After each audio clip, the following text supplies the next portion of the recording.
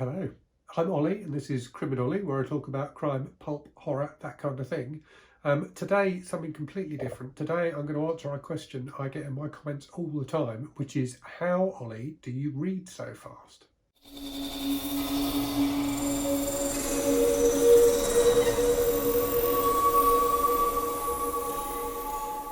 So firstly, if you're a returning viewer, thanks a lot for coming back. If you're new to the channel, hello, I'm Ollie. I talk about books, mostly kind of crime, horror, pulp, that kind of thing. So if that sounds like something you'd be interested in, then do hit that subscribe button and come back for more.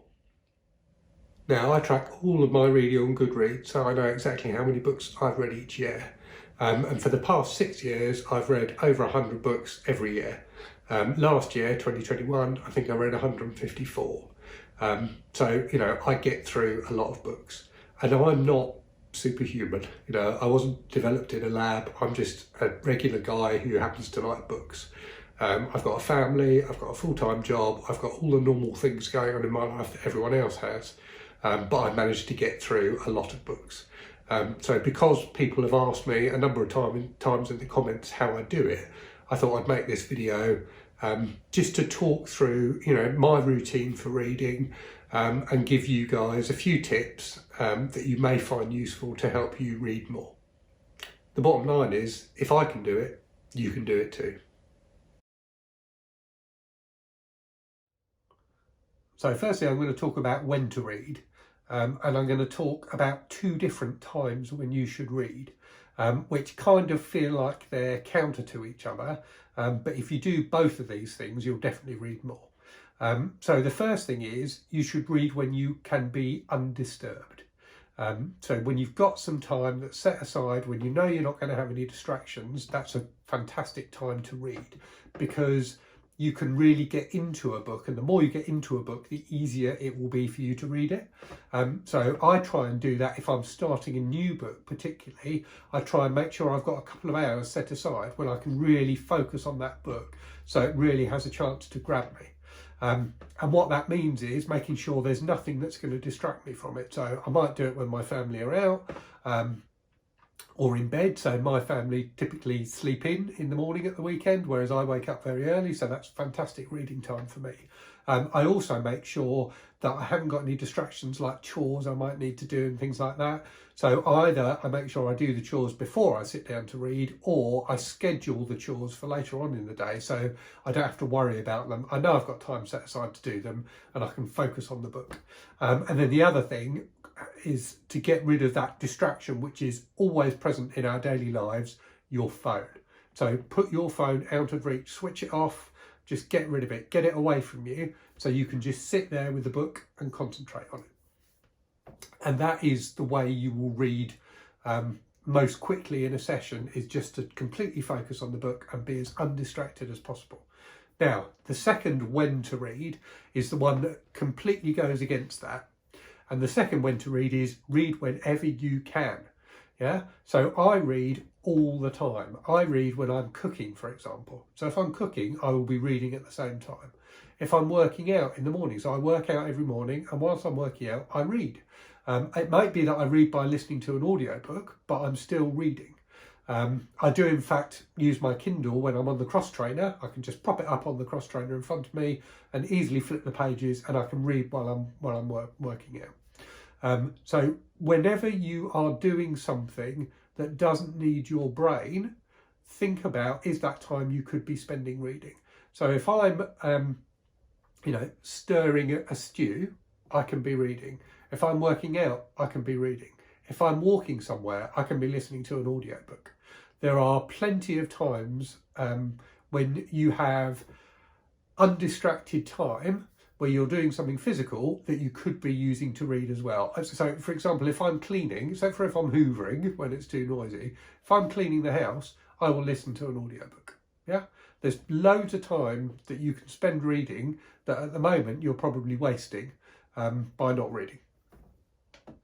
Okay, so that's the two whens, which, as I say, are counter to each other. And the other thing I would say is, I talked initially about really focused reading, and the kind of reading you can do when you're doing a chore at the same time is not going to be nearly as focused.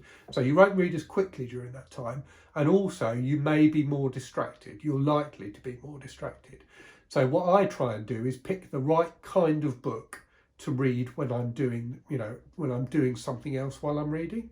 And personally, I find that non-fiction books are better for that, because they tend to be a bit more bite-sized in terms of what they're talking about, and you don't have to follow like loads of different characters and things like that. I find I'm much more likely to have to flip back a few pages because I've got distracted and missed something, if I'm reading a fiction book whilst I'm working out or whatever, than if I'm reading a non-fiction book. So I've talked a bit about audiobooks there. Audiobooks are fantastic, and don't let anyone tell you that listening to an audiobook is not reading. It's reading. But it will usually be slower than reading the words yourself, because you are reading, you are effectively reading at the speed that the narrator can speak the words, and that will be slower than the speed at which your eyes and brain can process words written on a page. You can, in Audible and I'm sure other audiobook apps, speed up the speed at which the book is read a bit, which I tend to do. I normally go at either 1.25 or 1.5 speed, depending on the narrator, so that will speed things up a bit. But it definitely won't be as quick as reading the book yourself, even if you go at 1.5. So do bear that in mind. I would never use an audiobook for what I think of as focused reading. I would always read myself, but it's a great way of adding in some reading to time when otherwise you wouldn't be able to read. Another tip which is worth thinking about: if you buy books on Kindle, you can usually buy the audiobook version fairly cheap. So if you go onto the Amazon page for that book, you'll normally see that for a few pounds or a few dollars you can add the audio version. So that can be a great way, particularly for a really long book, of giving yourself multiple ways to read it. So you can either be reading it on your Kindle when you've got focus time, or when you've got less focus time, you can listen to the audiobook. And Amazon magically in the background will synchronise things for you, so you're always in the right place, whether you're reading or listening. Okay, so my next tip is around what to read. And this one is dead simple. Read books you think you're going to enjoy. If you want to read a lot, make sure you read books that you like. There's nothing worse than reading a book you don't like. And it will, you'll be less motivated to pick it up and read it. But also when you do read it, you're more likely to be distracted. And that will mean you have to go back to pick up on things you've missed because you weren't really paying attention. And that will slow you down. So read things you are going to like, and don't let anybody tell you what you should be reading. Don't let people tell you what books you should like or what books make you look smarter or anything like that. Just read books you like. It's great to try and read more widely, it's something I do. But if I try and read a particular author who everyone's raving about, and actually I find I don't like the book, then guess what? I stop reading it, and I don't pick up any other books by that author again, because there are thousands of authors that I know I do like, whose books I will enjoy reading, will pay attention to, and will read quickly. So the second thing is, and this goes hand in hand with that, is be ruthless about DNFing books. So DNF stands for did not finish.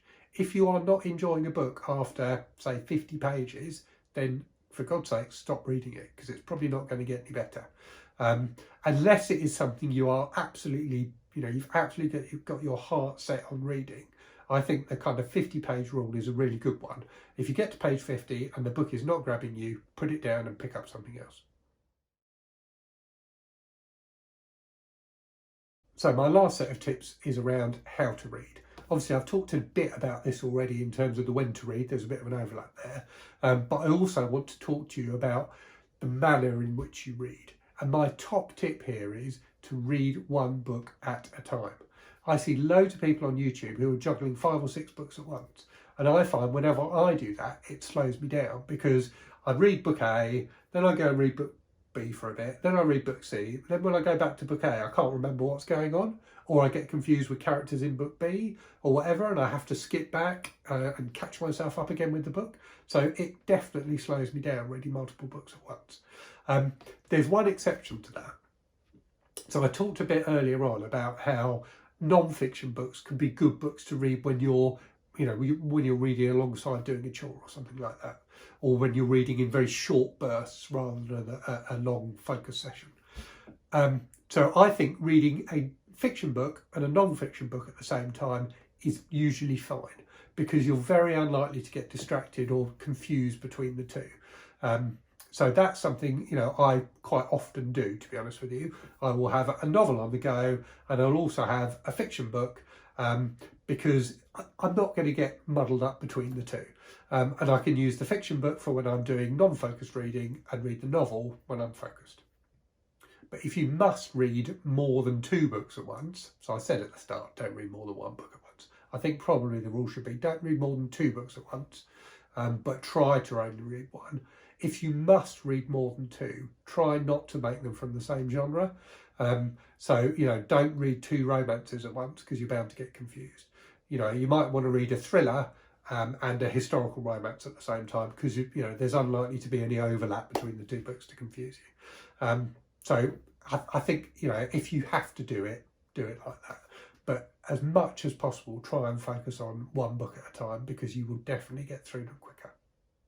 Another important how is to plan ahead. So think about what you are going to be reading next, and maybe even the book after that as well, so that when you come to finish the book you're reading, you don't then have that lull when you're trying to figure out what you want to read next. So have a plan for the next few books you're going to read, so as soon as you finish one, you can pick up another. Series are great for this, so if you can get into a series, you will definitely read more, because you can just work your way through the series. We all know from watching Netflix and things like that how compulsive a series can be, and how easy it can be to binge watch a whole season of something, rather than watching a movie and then spending half an hour trying to decide what movie you're going to watch next. So think about binging on books as well. If you can get into a series, that's a great way to read a lot. Okay, so the summary of all of that then is, think about when you read. So think about focused reading time, which may be a good time to read a fiction book or a more in-depth book, and is definitely a good time to start a book, so you give yourself time to get into it. And then think about your opportunities to read when you can't focus. So when you're working out, when you're cooking, when you're driving, when you're exercising. I've said exercising already. When you're doing chores, whatever, think about audiobooks you could be listening to, or think about ways that you could read a book whilst you're doing something with your other hand. That sounds wrong, didn't it? You know what I mean? So yeah, think about opportunities to read that you're wasting at the moment. But that focused reading time is really the core. That's really the key to getting as much reading done as possible. So I've talked about the when, talked about the what. So what you should be reading is books you like, and how you should be reading is, as much as possible, no more than 1 or 2 books at a time. If you stick, and I think if you stick to those 3 things, if you stick to the whens, the whats and the hows, you will definitely read more than you are at the moment. Give it a try. Let me know in the comments if it's worked for you. I hope it does. This seems to be something that lots of people worry about, is how can you read more? So if it's something that's worrying you, then hopefully these tips will help you. But what I would say in finishing is, don't worry about how much you read, just worry about how much you enjoy reading. Worry about, are you getting pleasure from the books you read? That should be your main driver, not volume. So go for quality, and by quality I mean what works for you rather than quantity. As always, I hope that's been a useful video. If you've got any questions, if you've got any comments, please do comment. Let me know what you thought of the video. Let me know if you think these tips are going to work for you, or if you've had a chance to try them, if they have worked for you. If you've got your own tips, then let me know what those are as well. I may do a follow-up video to this, so I can include other people's tips in that video as well. So I hope you're all safe and well. Take care, and I will speak to you again soon. Cheerio.